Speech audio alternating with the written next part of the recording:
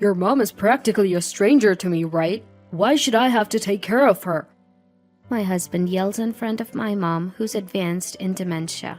All I want is some cooperation as a family. It's affecting my work, so I'm moving out starting today.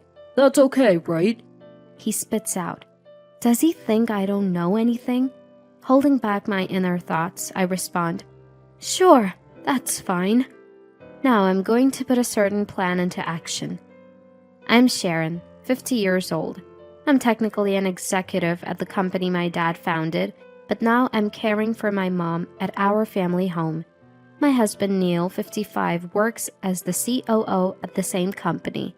We've been married for 25 years. Our 2 sons left for college and are now working adults, but marriage seems far off for both.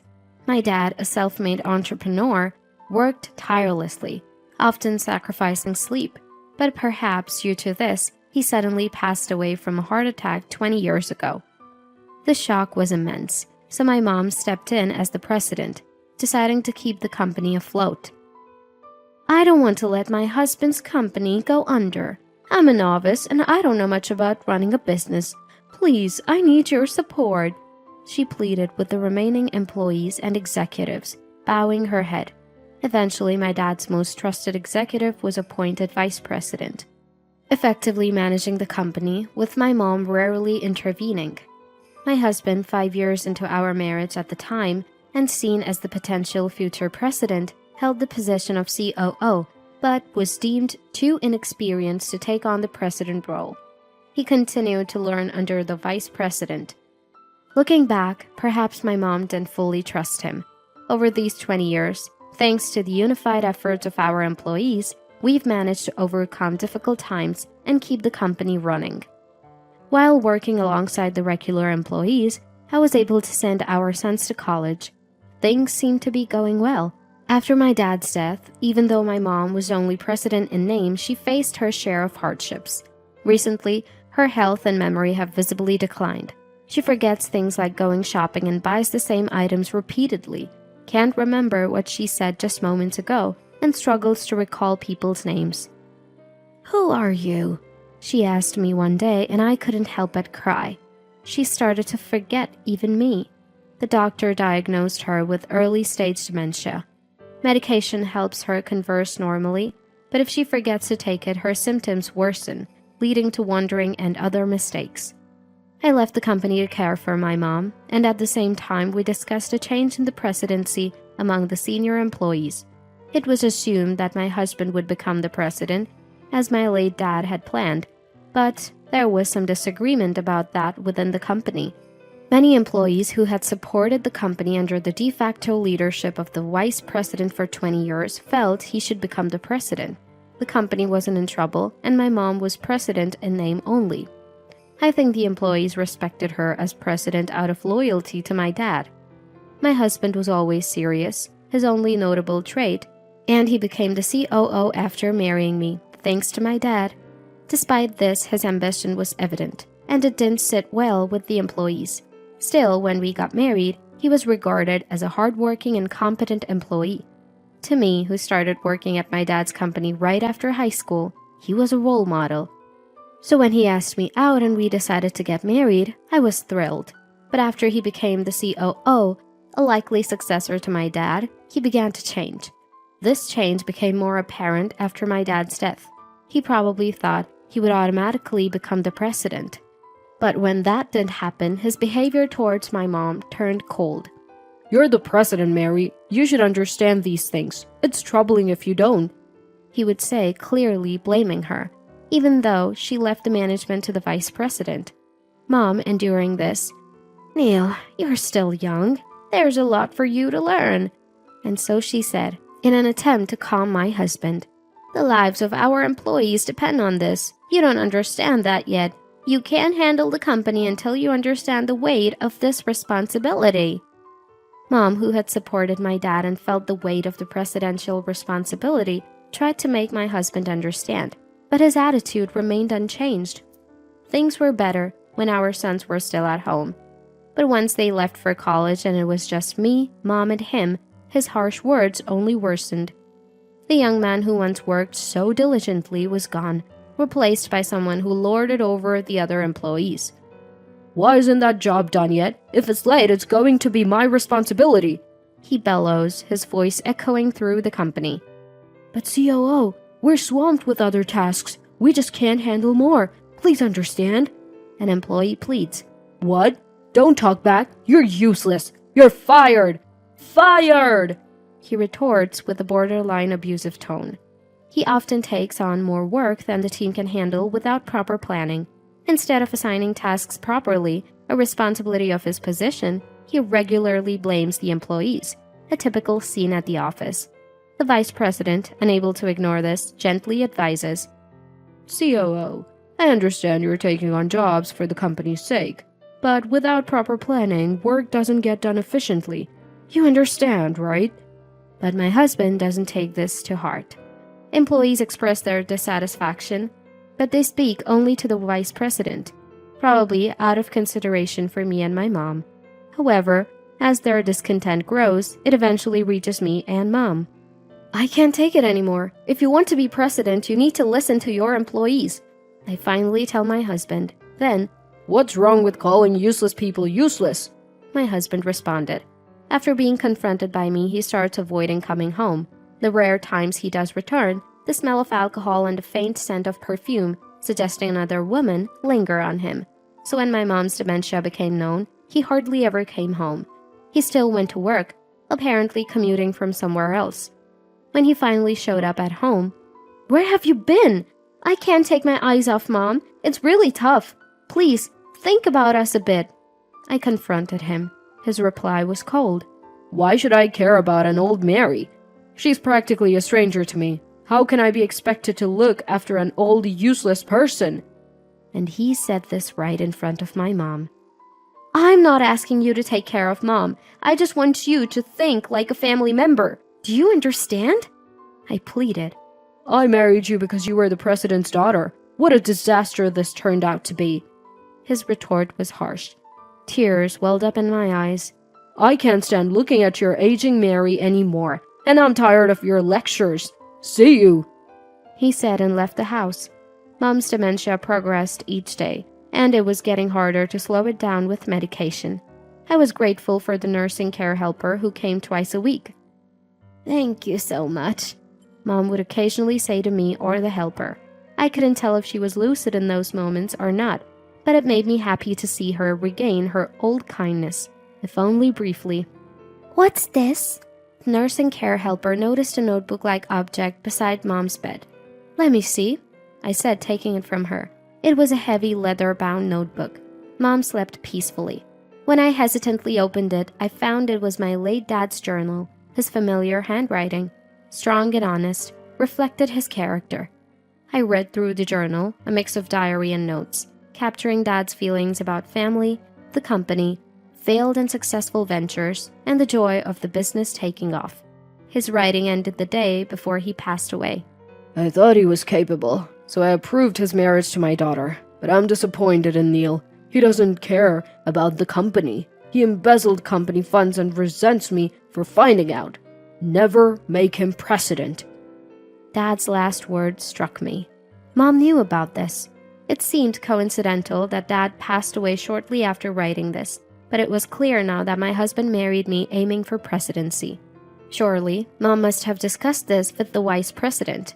Still, as my husband and the father of her beloved grandchildren, Mom likely chose to bear this burden and keep an eye on him herself. I noticed another page with writing. Sharon, I entrust this to you while I still remember. Stop, Neil. It was my mom's handwriting, slightly shaky. In her moments of clarity, she must have wanted to pass this journal to me. Thank you, Mom. I silently expressed my gratitude to her, peacefully sleeping like a child. That's when my second son, Dylan, called. What? Dad left home? Why? He was surprised when I told him everything that had happened since they left for college. I always knew he wasn't too keen on work, but I didn't realize it was this bad. He sighed. He'd graduated and was working at an IT company, a responsible adult now. I decided to discuss the future with him. I understand. I'll handle it. Don't worry about Mom. he assured me confidently. It seemed like just yesterday he was a crying child, but children grow up so fast. Unknowingly, my son had grown to surpass me. I quickly contacted the vice president. I want to discuss the presidential change in front of all employees. Can we arrange it?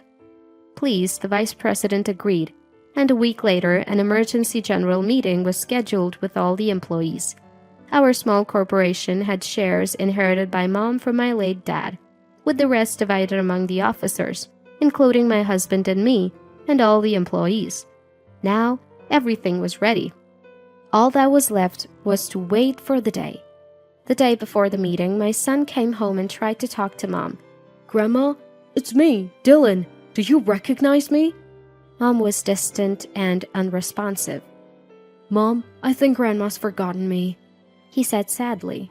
Then Mom suddenly murmured, Dad, it's been so long. Welcome home. She seemed to mistake my son for my late father. Indeed, my grown son did bear a resemblance to my father's younger days. It felt like Dad had come back, and I was overwhelmed with emotion, hopeful for tomorrow. Seeing her son, she thought to herself, on the day of the meeting, despite the short notice and being after hours, the company's large conference room was packed with employees. Although we were a small company, with less than 100 employees, the turnout was impressive. My husband, still the COO, sat there, arms crossed, looking down on everyone. His attitude was frankly unpleasant. Mom still held the title of president, but, unable to attend, she had given me her proxy. Thank you all for gathering despite your busy schedules, the vice president began. Let's skip unnecessary talk and get to the point. Shall I continue with the proceedings? Following his statement, a chorus of agreement rose from the audience. Then, please proceed, the vice president said, turning to me to continue speaking. Our current president, due to dementia, cannot continue in her role. I propose a change in presidency, I started. My husband smirked smugly at my words. I propose promoting our current vice president, who has effectively supported the company, to president. This aligns with the wishes of the current president, my mother, I declared. The room erupted in approval. Objection! My husband suddenly shouted, silencing the room. The president is senile, unable to make decisions. What proof do you have? He mocked. This is it. These are the notes left by the former president, my dad, followed by entries from the current president, my mom. I will share their contents with all of you, I said, holding up my dad's journal. What? My husband was speechless. Then, an employee who had long supported the company's accounting spoke up. I propose an urgent agenda item. This was all part of the plan. The COO here ordered me to make unaccounted withdrawals and to cover them up. I demand his dismissal for this. My husband's face turned pale, clearly not expecting such a revelation here. Lies! This is nonsense! What proof do you have? He stammered. Then my son entered the room. Dylan, why are you here? You're not an employee. You shouldn't be in this meeting. My husband asked, his voice trembling. My son replied, I've been given half the shares each from Mom and Grandma, so I have the right to speak here. Misinterpreting this, my husband regained some boldness. Great, then support me. I'll hand over the president's position to you eventually. He pleaded with our son. Dad, you're in this photo, aren't you? My son signaled, and an image appeared on the screen through the projector. It showed my husband walking arm in arm with an unknown woman, entering an apartment. I hired a detective to investigate. It's a shame. Finding out my own dad has been doing things like this, my son said, his voice filled with disappointment. You've been funding the club this woman runs, right? Even paid for the apartment? I've covered everything. He continued calmly. At a loss for words, my husband crumbled to his knees. Watching this, the vice president addresses the employees. Any more comments? If not, let's move to the vote. My husband remained motionless. All in favor of the proposed agenda, please raise your hands, the vice president said. Everyone except my husband raised their hands. Suddenly, my husband looked up. I tolerated this marriage because you were the president's daughter, and now it's all for nothing. I should never have married you. He spat out at me. Let him say what he wants. He betrayed not just me, but our entire family. Even our son here must be ashamed to be your child. I thought this to myself, tuning out his cruel words. If you want me to leave, fine. I'm better off without this company. We're getting a divorce, and I'm relieved.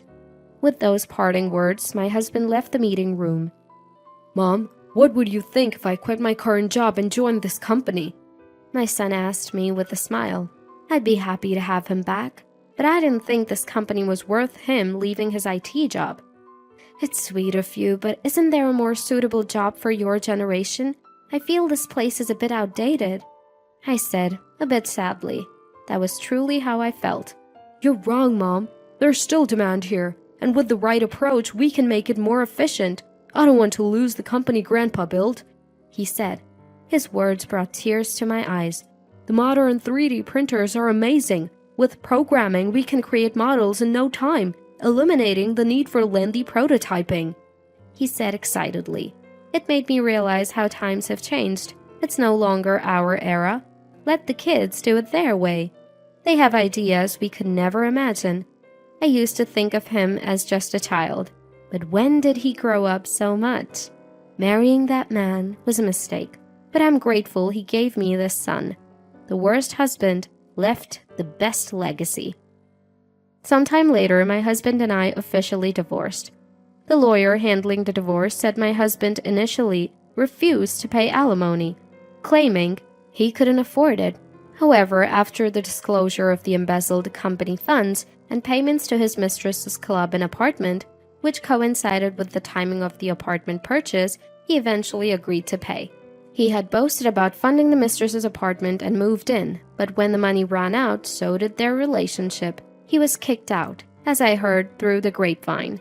He tried to leverage his past connections for a new job, but his embezzlement had become known, and no one would associate with him. Lost credibility is hard to regain. At his age, in his mid-50s, he struggled to find a job and was seen doing traffic control for road construction by one of our employees. Dylan, having joined the company, was bustling around as an idea man, from directing on-site operations to handling sales. A young programmer recommended by him joined the company, infusing new life and energy. Feeling the breath of a new generation, the atmosphere was positive. Then, some wonderful news from Dylan. He wanted to marry his college girlfriend, who had been working at the same company as him. She decided to join our company to support him. She sounds smart, and I'm looking forward to her joining us.